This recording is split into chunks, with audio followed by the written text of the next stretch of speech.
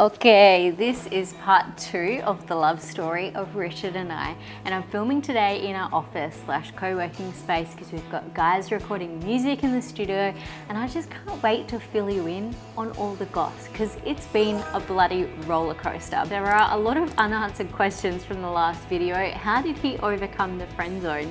He was pretty much holding a bouquet of red flags, yet somehow managed to do a complete 180 to meet me where I wanted to be. It's been a long process, and I honestly feel like I got really lucky with how this relationship has evolved.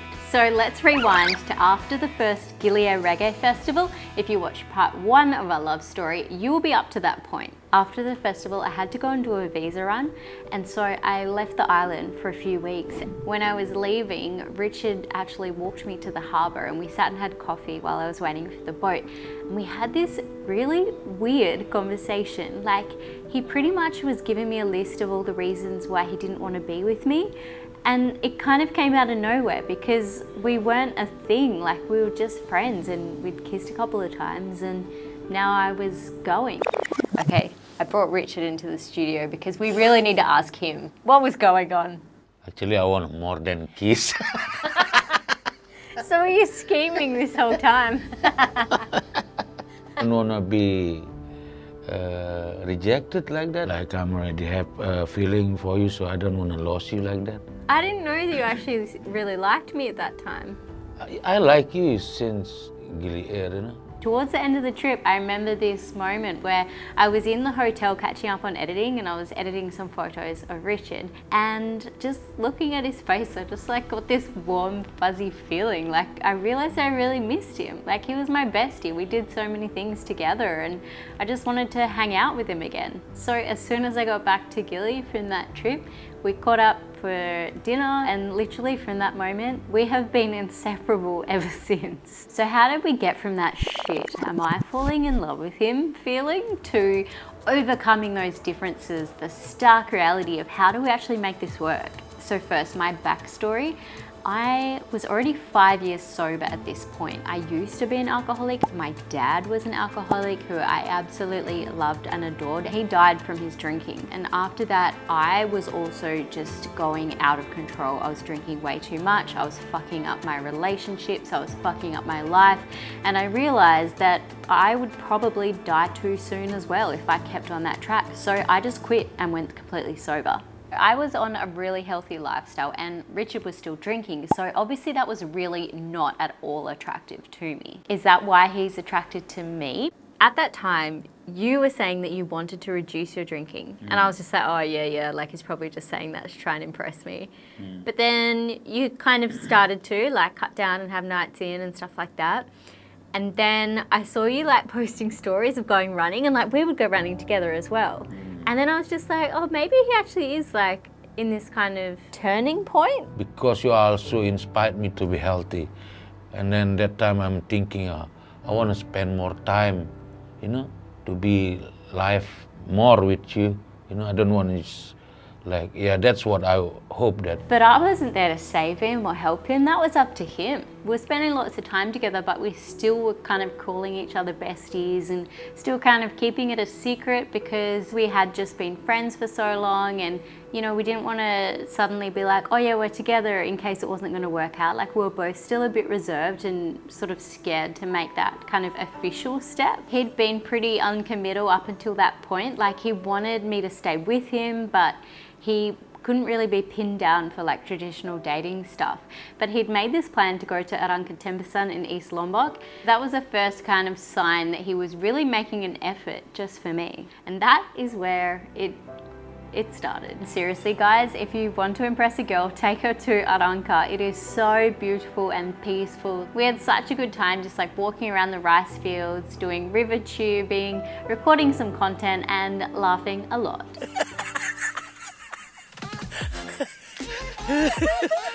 That's a pretty good safety gear for your motorbike. Ready for rock and roll.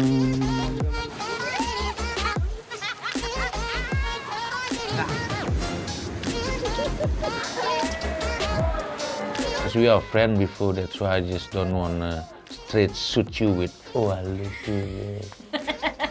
But who said that first, I love you? Did you say that first? I think you did.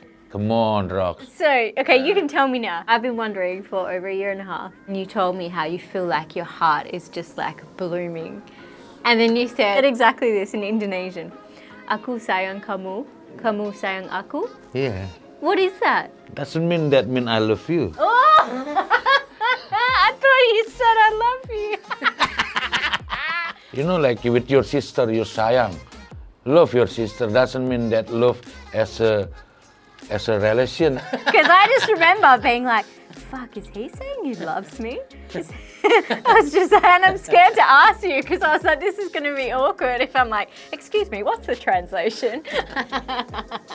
It was just like this divine timing and energy that even though I couldn't forecast where our journey would go, I just felt like no matter where it was going to be, I wanted him with me and that we would just figure out the details as we went. Like, it sounds so naive, and yeah, it probably was. And you know what? I think I just got really lucky. Like, we got really lucky that it's just now working, because there was some big rocky moments and we've now finally, after a lot of work, got to a really good place. And I haven't actually experienced this kind of like roller coaster dynamic before in a relationship. Like, I've always just had really, I guess, easy kind of interactions, and then when it started to get hard I would run away, whereas this has kind of been the opposite, where it was like, yep, okay, let's do this, and then it was like, oh, this is hard, and then we got through that, and now I feel that real safe happiness in my heart.